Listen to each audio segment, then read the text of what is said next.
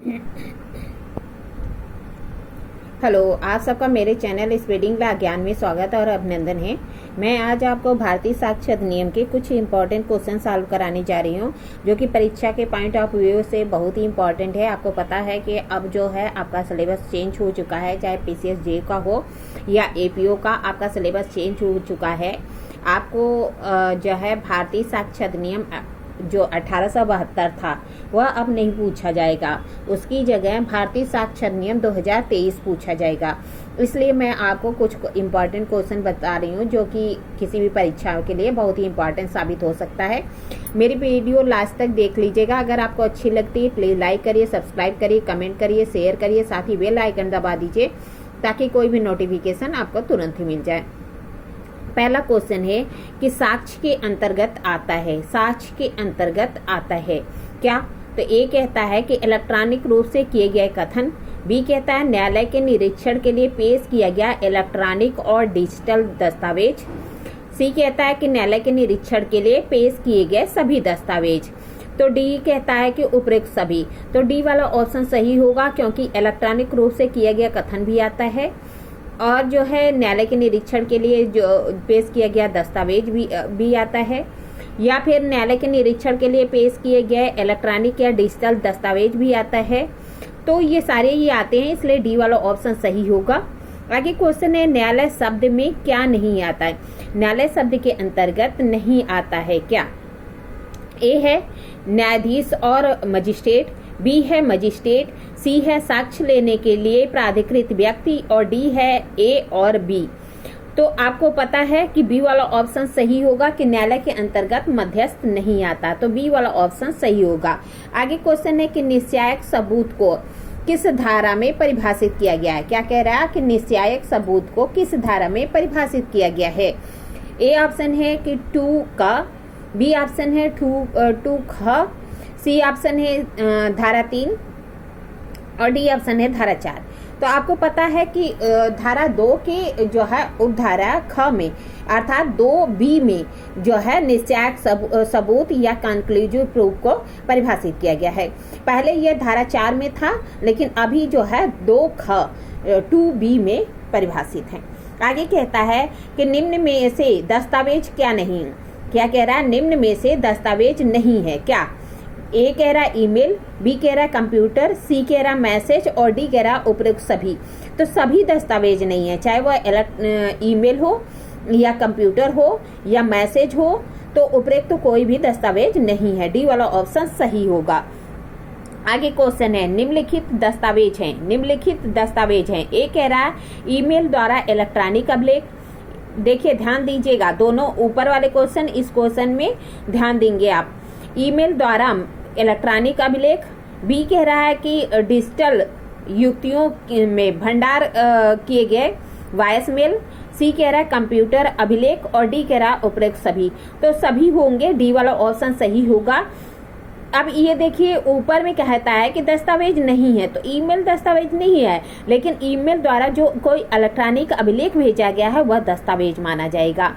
इसी प्रकार डिजिटल युक्त से भंडारित जो कोई वॉइस मेल है उसको भी दस्तावेज माना जाएगा, या कंप्यूटर अभिलेख है उसे भी दस्तावेज माना जाएगा। तो डी वाला ऑप्शन सही है कि सभी कुछ दस्तावेज है।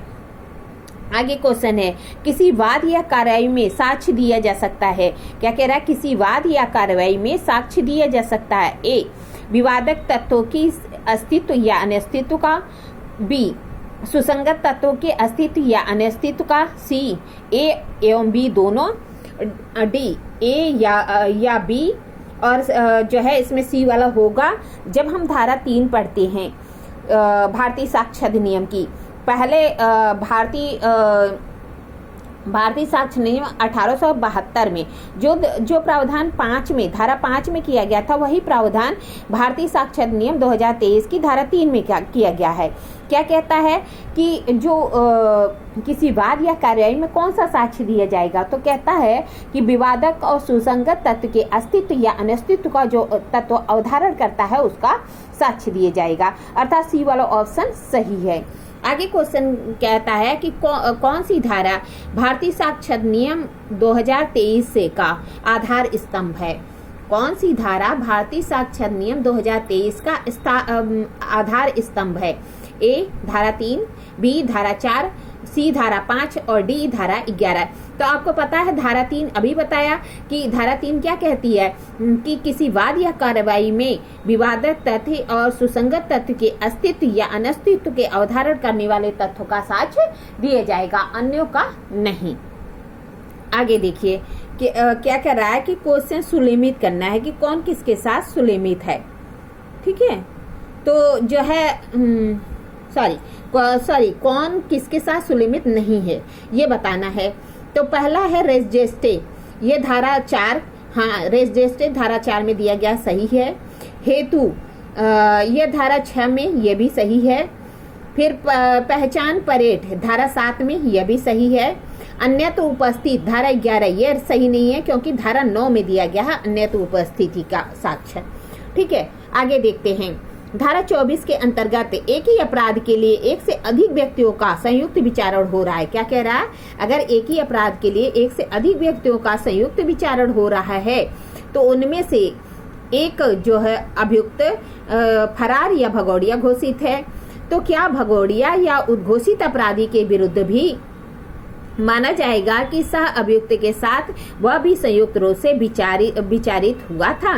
क्या कह रहा है कि अगर धारा 24 के अंतर्गत कह रहा है एक ही अपराध के लिए एक से अधिक व्यक्तियों का संयुक्त विचारण हो रहा है, उसमें से एक व्यक्ति क्या है? फरार या भगोड़िया है।